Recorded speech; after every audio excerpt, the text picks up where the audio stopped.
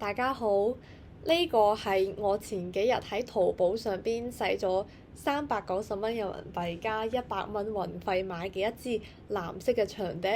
然之後喺呢個視頻裏邊我就為大家試吹一下，然之後睇下係點樣。所以佢呢個運過嚟嘅時候咧，就係成個就係喺一個咁樣嘅盒裏邊，即係呢個嘢打開就係一個盒，然之後吸咗就可以直接拎。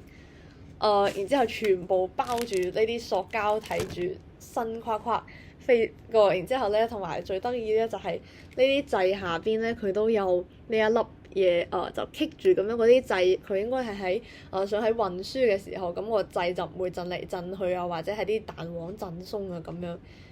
咁我哋而家就拆開呢啲，然之後試吹一下呢個笛子。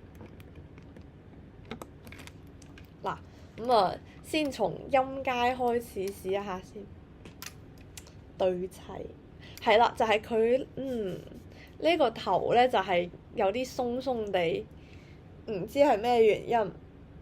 希望唔好喺到時吹嘅時候佢呢個頭會轉，我試下先。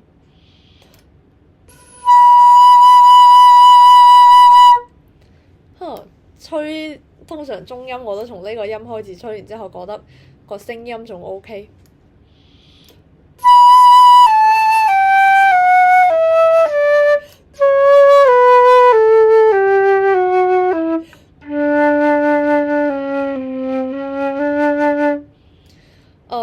呢個低音嘅話咧，就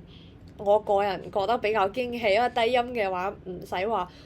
出好多力，佢就會出到呢個低音，然之後啲聲都係相對於飽滿嘅。然之後我哋而家試吹一下向上高音係點樣。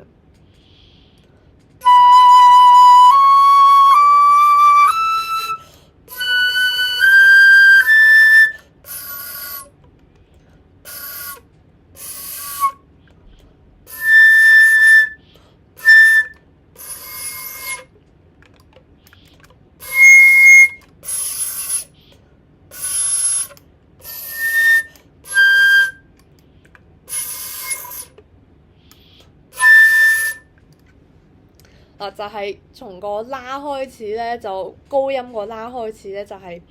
把聲有啲拆，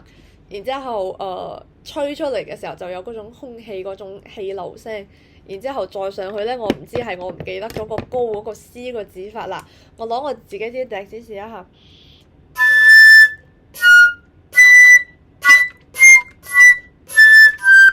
嗱，即係我呢支笛子係川松嘅 GX， 所以係一個算係比較專業嘅笛子，所以呢個高音嘅話係完全冇嗰種氣流聲又吹得上去嘅。呢個咧就係高音嘅多士那3個音，我覺得已經盡力啦，上唔到去啦。咁點講咧？而家就吹一啲其他嘅曲試一下。我講真，返大學之後都好似冇喺古典曲目上邊用功，咁我試吹一段《春光花月夜》俾大家聽下。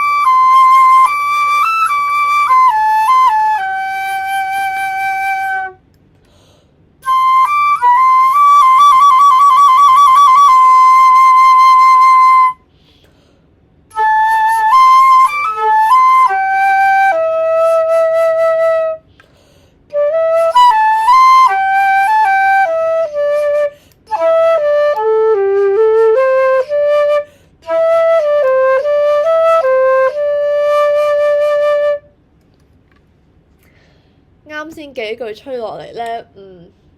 我覺得可能呢首歌有高音，所以咧我總體我覺得吹落嚟嗰種感覺比較嘥氣，就係要比較出力，主動將啲氣送出去多好多，佢先至會即係出嚟同樣效果嘅聲。嗱，即係咧，如果係我喺呢支笛子上邊吹嘅話，我試一下，我自己都唔清楚嚇。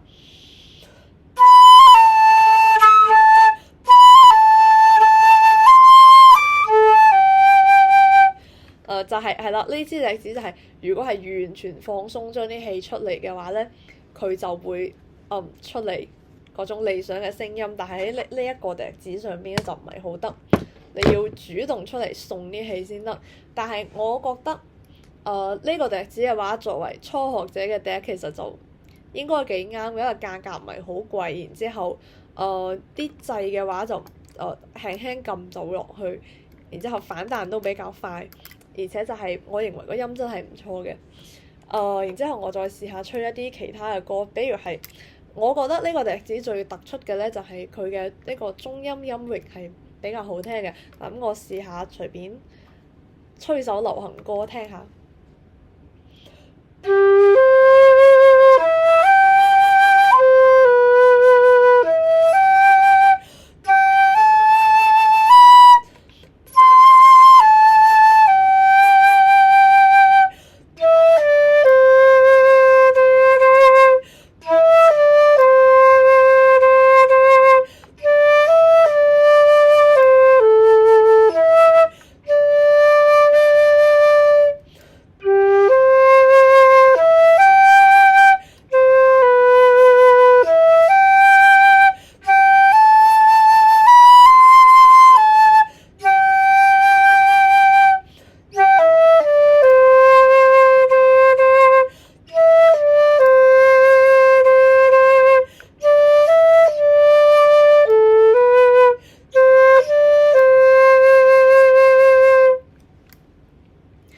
係啦，我覺得呢個笛子吹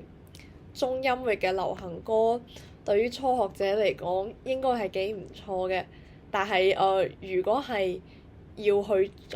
真係專業嘅話，肯定唔夠用啦。主要就表現喺嗱，比如係高音之後上咗個高音啦，之後就上唔到去啦。然之後同埋低音嘅話咧，我個人感覺係佢低音係容易吹，但係如果你話係想得到嗰種雄厚嘅有比較大幅度嘅氣震音嘅低音咧，我覺得應該唔係好得，一齊試下。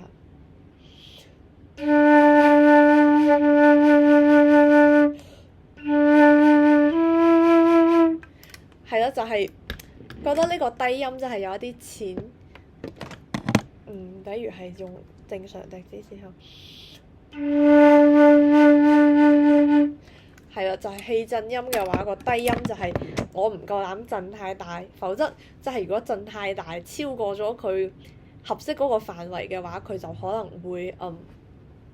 會破音。係啦，所以呢個笛子就係我其實除咗呢個笛子之外咧，我其實就係只吹過兩支笛，一支係Yamaha最基本款嗰個，係我啱開始吹長笛嘅時候買嘅，嗰陣時係喺香港買嘅，大概係2000蚊港紙。然之後我喺嗰支笛子考咗 ABRSM 英皇6級之後，我就換咗呢一支川松嘅 GX， 不過佢係喺日本買一個二手，所以嗰陣時我價格就係應該係等於原先價格嘅打個5折咁。所以其實而且我平時又冇話真係經常同人哋交換笛子嚟吹咁樣，所以我個人其實就係吹過嗰一支Yamaha。我覺得嗰支就係好典型初學者笛啊嘛，其實就係比呢個稍微好啲咁多。所以如果你係傾性價比嘅話，呢個確實係一個非常有性價比嘅初學笛。同埋佢呢個藍色確實係幾靚，作為收藏品會非常啱。係啦，但係佢絕對唔適合